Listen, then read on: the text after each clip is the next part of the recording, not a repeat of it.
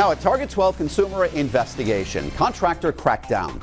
Only Target 12 is there as Rhode Island Contractors Registration and Licensing Board takes part in a national sweep. Now, their goal is catching contractors who aren't playing by the rules. Target 12 consumer investigator Susan Campbell learns how this sweep is protecting you. The board checked 29 sites throughout the state. Many contractors were registered, properly insured, and had all of the permits they needed. But there were some work sites that racked up violations. Well, come on down. Who do you guys work for? This two-man crew is from Rhode Island's Contractors Registration and Licensing Board. Obviously, we're driving by and we saw work going on. Target 12 went on the road following the inspectors for a full day. That's for you. We were there as they issued several violations. They do have a permit.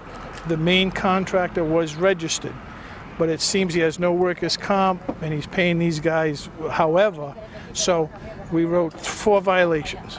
Me and Larry wrote one for the main guy that's registered, hiring what we call an NRS, non-registered subcontractor. This enhanced enforcement, hello, the boss here, is part of a national effort to crack down on contractors who aren't playing by the rules. The National Association of State Contractors Licensing Agencies said 8 states participated in the sweep: Rhode Island, Arizona, California, Florida, Oregon, Texas, Utah, and Washington.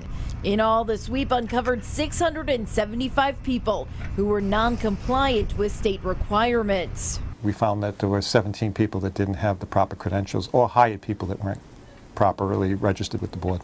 George Whalen is the executive director of Rhode Island's Contractors Registration and Licensing Board.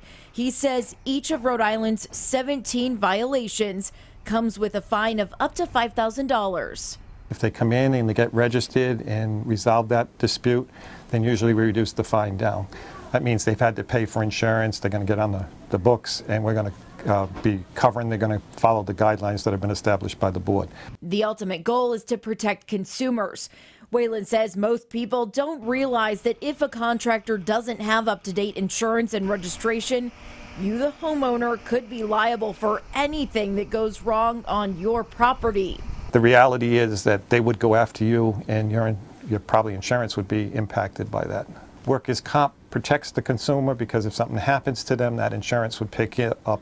That policy would take care of any problem that happened, rather than going after the homeowner. Whalen says the enforcement effort, we can just check it and that's it, also levels the playing field for legitimate contractors who are often outbid by unregistered, uninsured workers.